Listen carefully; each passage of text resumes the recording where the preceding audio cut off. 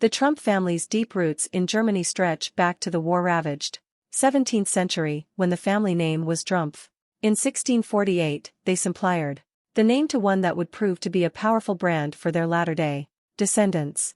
Looking back from the 20th century, it turns out to have been an interesting choice. Donald no doubt enjoys the bridge player's definition of trump, a winning play, by a card that outranks all others. But other definitions include a thing of small value, a trier and to deceive or cheat as well as to blow or sound a trumpet.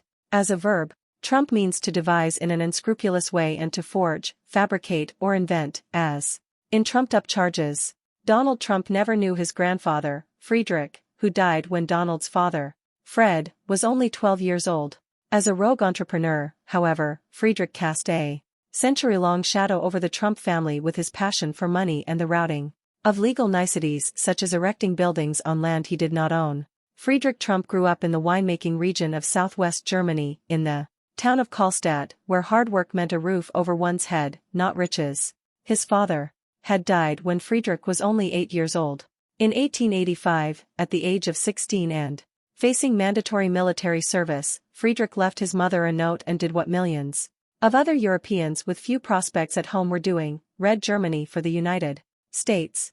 Enduring a surely difficult North Atlantic crossing in a packed steamship, Friedrich eventually landed in New York, where he moved in with an older sister, Catherine, and her husband, both of whom had immigrated earlier. Before long, the young man decided to go west, eventually settling in Seattle, where he opened the dairy restaurant.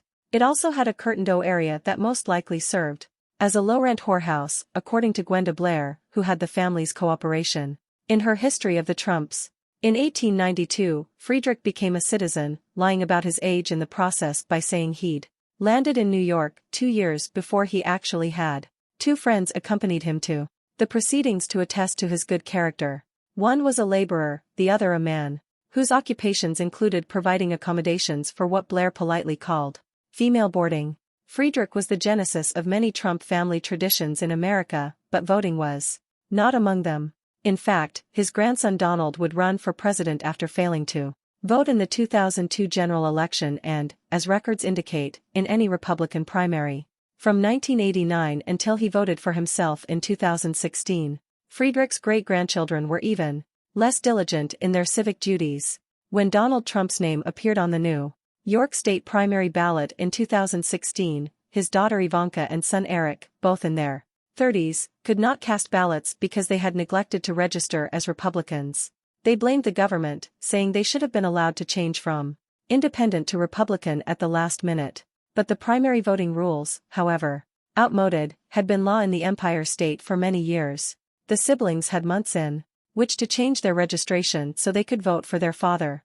A family tradition Friedrich Trump did start in America, however, was the art of prospering but wanting more. Friedrich sold his restaurant/bordello and set up a new business about 30 miles north. Rumor had it that the oil-rich Rockefellers planned a big mining operation in the area. On a piece of land he didn't own, right across from the train station, Friedrich built a hotel of sorts, one intended mostly for, shall we say, active short stays, not overnight visits.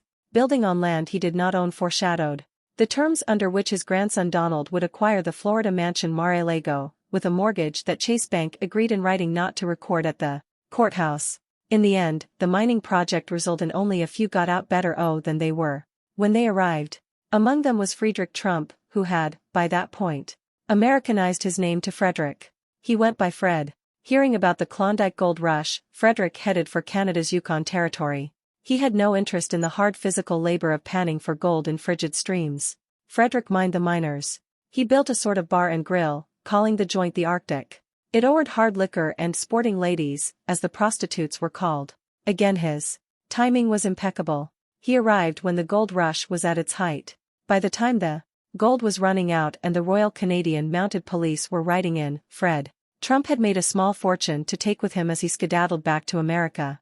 In 1901, at age 32, Frederick Trump returned to Germany, where his mother introduced her now rich son to eligible young ladies. Frederick, however, took a liking to a woman his mother did not care for, a 20-year-old blonde named Elizabeth. Christ, just 6 years old when her husband-to-be had slipped away to America to avoid The German draft, Elizabeth had grown into a well-endowed adulthood. Trump men, favoring busted blondes, would become a family pattern. Frederick took his new bride to America and scouted for opportunities to increase his fortune, by then worth $500,000 or so in today's money. But Elizabeth had no love for bustling New York and its stark contrasts between wealth and want. She desperately wanted to go home. In 1904, Frederick, with his young wife and their infant daughter, sailed back to Germany. Once there, however, he had to convince the authorities to overlook his draft dodging. Hoping the fortune he brought into the country would impress the authorities, in September 1904 he explained his absence to the government in writing, "I did not immigrate to America in order to avoid military service, but to establish for myself a portable livelihood and to enable myself to support my mother in Kallstadt." German authorities didn't buy it, they ordered him to leave.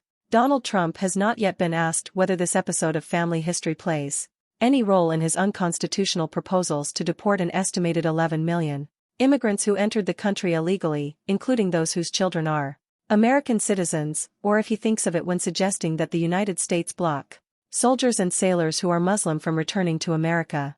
Back in New York City, Frederick continued to prosper. In her richly detailed biography, Gwenda Blair suggests Frederick worked as a barber, a low-paid occupation. That seems odd for a man so focused on making money. She notes that barbershops also sold tobacco in those days, but that was still a low-paying opportunity.